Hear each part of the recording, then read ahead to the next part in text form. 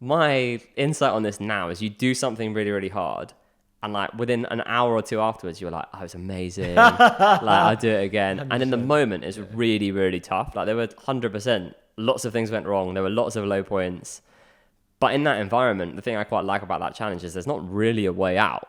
As long as it's just like, I should do this thing, but I'm not going to do it. Here it's like, no one's really coming to save you unless they basically give you like an emergency phone. You could break a seal and bring someone, and like I think they would come the next morning, but it wouldn't be. It's quite a long boat journey, so you just get it done. What was the lowest point? There was one. So I took like a few basic tools to give some context. So I had a hammock, machete, spear gun, the GoPro, the drone. That was pretty much it, to be honest. So I had something to sleep in. I'm not like a guy who does this kind of thing particularly often. I've never put up a hammock in my life. So it's like Amazon Prime, great. Some blue hammock rocks up the next day. Let's go. A bit like the drone. I was like, I need all these things last minute. And I took a flint, which was a big mistake. So I didn't have to use a flint Not even sure what one is, to be honest with you. It's like, it basically just makes a spark. Okay. So I just got it off Amazon. It was like, spark, cool. We'll work that out when we get there. Way harder to start a fire than you'd imagine. Did you crack it? Eventually, but man, it was I was basically like, this is going to be a coconut only experience because it took a lot of 10-day tries. fast to go with it. Yeah, it was pretty But scary. I mean, I've seen the video of you spearfishing, but I don't know, you're being quite modest here, but like, you killed a few fish with the spear, you cooked them, like, it looks like you did okay based on that video. Yeah, one of the other points one of the other insights was like, you can get reasonably good at most things if you simply persist for long enough. So again, I didn't go there as a fisherman or really know how to start a fire. It was just through practice, and it was day 1, 0, day 2, 0, day 3, 0, day 4, 1, day 5, sea wasn't quite right to do it, day 6, 3 fish. So I think eventually those like learnings compound quite quickly, and you also have to. It's like, and you realize how much time you've got. There's no one to talk to, nothing to respond to, like technology doesn't work, there's no signal. So you've got so much time in a day, and you've not got to think about work or anything else. It's just, there's some basic things on an island, like finding firewood and foraging and just some really simple things that take, I don't know, 2 hours, 2.5 hours a day. The rest of the day, you're completely free to do whatever you want to do. So you're like, what's the highest ROI activity here? I'm so hungry. Yeah, I can catch crabs tonight when it gets dark. And spearfishing's kind of like love animals. Not suggesting I just go out and start taking out fish for no reason. But in that environment, if you've got a spear gun in the ocean, trust me, you're gonna get in and have a go.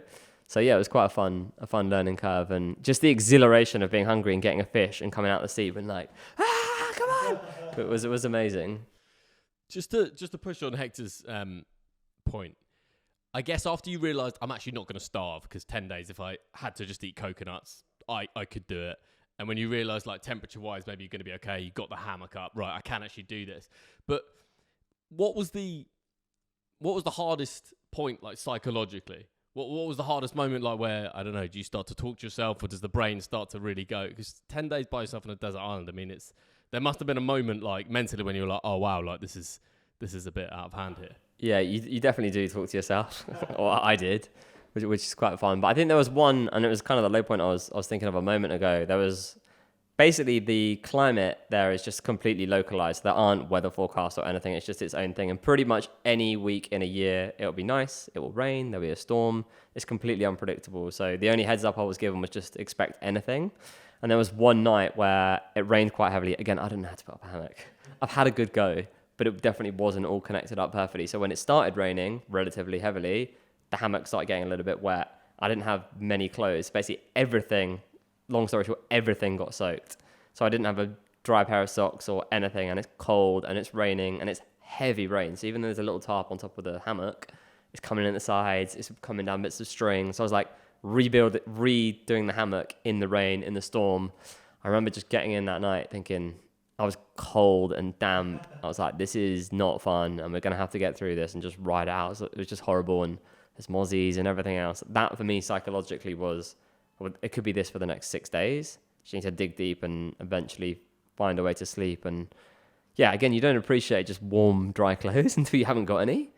So that for me was probably the toughest one. And then I eventually woke up, it's still raining the morning after, still stormy, just thinking, no one's saying, oh, my iPhone's telling me this will be gone by 3 p.m. You're just there waiting for the next thing. So I think that was psychology just being there with nothing to do other than kind of ride it out was kind of horrible.